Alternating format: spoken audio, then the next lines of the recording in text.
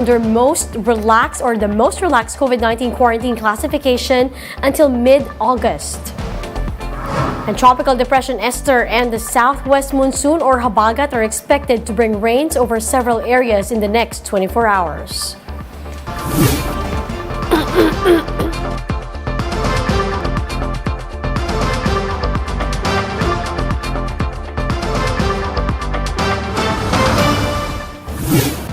Fast, focused, and fearless. Here's a roundup of stories we're watching now. I'm Riza Diaz.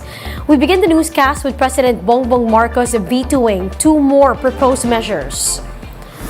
In his veto message, Marcos Jr. said he thumbed down the bill seeking tax exemption on the honoraria of poll workers, as it contradicts the objective of the government's tax program, and the revenue loss is too substantial an impact to be foregone. The chief executive also vetoed a bill proposing the creation of the Philippine Transportation Safety Board. He explained that the functions of the proposed body are already being undertaken by different government agencies. Meanwhile, President Marcos Jr.'s economic team has expressed optimism against economic challenges brought about by external developments. Mobile journalist Pamela Vasquez with the details. The Marcos administration is committed to building a robust and inclusive economy. In the Manila Times' Mid-Year Economic Forum, the president's economic team on Friday discussed the country's future over the next 6 years. And according to Finance Secretary Ben Jokno, growth prospects are going to be bright for the Philippines. We will restore price stability, address economic scarring from the pandemic. We will make sure that our strategic economic interventions will be felt by the ordinary Filipino. The agenda will focus on generating more jobs, quality jobs, and green jobs. Jokno was talking about their 8-point socio-economic agenda. The government expects the country to grow by 6.5 to 7.5% this year. They intend to achieve it through higher infrastructure spending, human capital development, and digitalization. The role of railway is something that could be further pursued, but also equally important, cargo movement from producing, for example, agriculture producing areas to urban or consuming sectors. Another type of connectivity will focus on connecting with tourist destinations across the archipelago to really tap this sector. The port area and airports are also something that has received attention in these discussions. For the National Economic and Development Authority, gunning for a higher growth rate of 6.5 to 8% from 2023 to 2028, e-commerce is also seen as a driver to growth and economic recovery. We think that that is something that could be a growth driver going forward. We already have some parts of this digital economy, but we want it really to be more vibrant, starting with the infrastructure itself, the data centers, the artificial intelligence, and of course the digital skills. We need to have that a pool actually of manpower so that we can have this vibrant digital economy. In 2020, the industry contributed $12 billion to the economy. That's 3.4% of the country's GDP. While the government is targeting to raise revenues from e-commerce to $24.2 billion. We have long recognized that the digital platforms are needed. They will also improve tax collections and make payments of taxes a lot easier. Private sectors have also doubled down on digitalization, investing heavily in technology to provide financial access to Filipinos. Banking the unbanked is the first area by which we see our involvement in the public-private collaboration. We are making available digital platforms that cater to the diverse needs of different customer segments. We've made online banking even more accessible through mobile phones. However, the government is also aware on other challenges, such as the still elevated inflation, the lingering impact of the pandemic, and the unpredictable global political economy. The government is eyeing to impose VAT on digital service providers, taxes on single-use plastics, and studying on carbon taxation as a source of revenue. Mobile journalist Pamela Vasquez, We Are One News. We'll be back with more stories after the break. Keep it here on One News.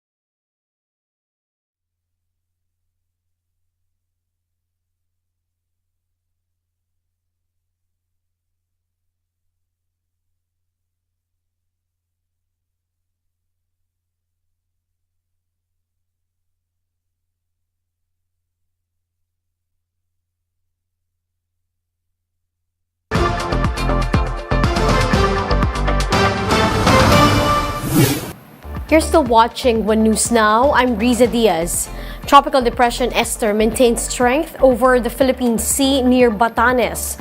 Now we have with us over the phone Pag-asa weather forecaster Mr. Ezra Bulkirin to give us the latest. Sir Ezra, good evening. Yes po, magandang gabi sa inyong lahat at sa lahat po na nakikinig. Sir, magandang gabi po. Ano po yung mga lugar na direktang naapektuhan po nito ni Tropical Depression Esther sa mga susunod na oras? Well, ito si Tropical Depression Esther po, wala naman po siyang direct effect sa alimang bahagi ng ating bansa.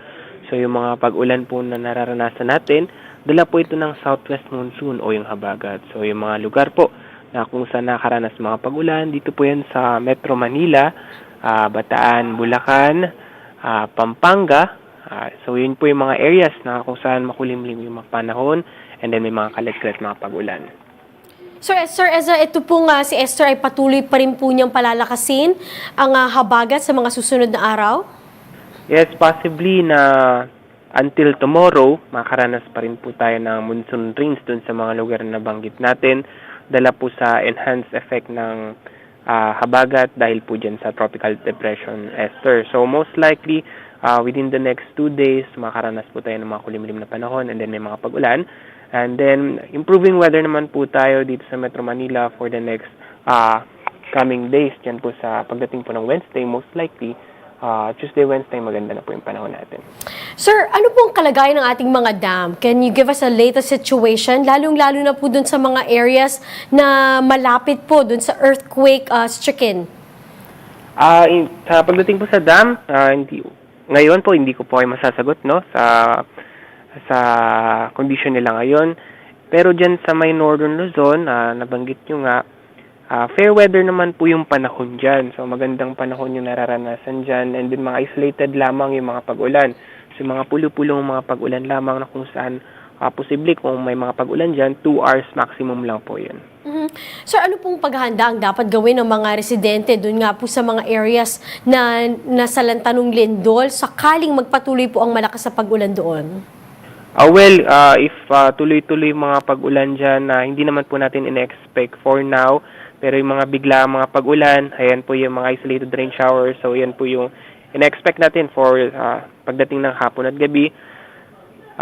Pag yung mga rain-induced na landslide, pag yung saturated na po yung lupa natin, so most likely mag-ingat na po tayo or makipag-coordinate na tayo sa ating mga local government units in the event na mangyari po ito. Sir Ezra, meron po pa bang iba mga weather disturbances na maaaring makaapekto sa ating bansa na binabantay ng Pag-asa? As of now, ito po si Tropical Depression Esther. Yan lamang po yung weather disturbance na minomonitor po natin bukod din sa southwest monsoon o habagat. Pero yung mga namumuong low pressure area, as of now, wala pa naman po. Maraming salamat po. That was Pag-asa weather forecaster, Mr. Ezra Bulkirin. Meanwhile, authorities have tightened security in Lamitan City, Basilan after the father of the Ateneo shootout suspect was gunned down. Jenny Dongon with the details. Following the death of Rolando Yumol, the father of the Ateneo gunman in Lamitan, Basilan on Friday, Interior Secretary Benhur Abalos Jr. personally visited the province to assess the situation. Abalos said all police units in Basilan and even the AFP have been directed to maintain peace and order in the city. Upang i-assure ang mga tiga-Lamitan, tiga-Basilan na the police is doing their best, no? Patungkulo dito sa peace and order natin dito. Sana naman sa mga nanonood ngayon, wag naman tayong husgahan because of this single incident, iisipin natin magulo ang lugar ng Lamitan. The incident happened just days after Rolando's son, Chao Tiao Yumol, opened fire at the Ateneo de Manila University, killing former Lamitan Mayor Rosita Furigay, her executive assistant, and a school security guard. The PNP has so far refused to make direct connections, though Abalos said the investigation into the killing of the older Yumol is now underway. I can assure both parties that the police are doing their best to investigate. No? Wala po tayong titignan rito, nasa gitna tayo, at ako'y nananawagan na sana yung tiwala natin sa sangay ng gobyerno, sa gobyerno, ay nandun. The PNP, meanwhile, admitted challenges in tracing the perpetrators as CCTV footages remain inaccessible. Wala tayong nakakausap directly from the family. Yun na nga, ginagalang din natin yung kanilang karapatan. Hindi nila alam yung password. Pinareceive pa rin natin yung request natin para yun na nga, tignan din sana. The DILG has a warning against those who are planning to cause further distress and worry in the city. Una nilang planuhin yun dahil we will make sure hindi sila magtagumpay. Ang una nilang makakalaban hindi lang ang mga kapulisyahan o very peaceful kayo rito. Hindi tayo papayag sirain ang Lamitan. The older Yumol was buried on Friday, but only his employees were there as his family has yet to go back to Lamitan, while his son are now facing multiple murder charges. For News 5, Jenny Dongon, We Are One News. Let's now take a quick look at today's other top stories. The death toll from the magnitude 7 earthquake that hit Abra and other areas in northern Luzon has climbed to 10, according to news agency AFP. This comes after rescuers in the town of Luba in Abra retrieved the remains of 4 men from a road that was buried by a landslide triggered by the tremor. The Health Department has announced that Metro Manila, along with dozens of areas, will continue to be under Alert Level 1 status from August 1 to 15. The agency adds that 10 more areas have been downgraded to the lowest COVID-19 alert level. And 2 countries have reported the first monkeypox-related deaths outside the African continent. In Brazil, the victim was a 41-year-old man who also suffered from lymphoma, while authorities in Spain have yet to release details. Now, for more updates, visit News 5, the Philippine Star, and Business World Online. Visit our website, onenews.ph, for more in-depth analysis. You can also catch One News on Signal Play app. Register for a free account now at www.signalplay.com and stream One News live anytime, anywhere. Mask on, wash hands, and stay safe, Philippines. I'm Riza Diaz. We are One News.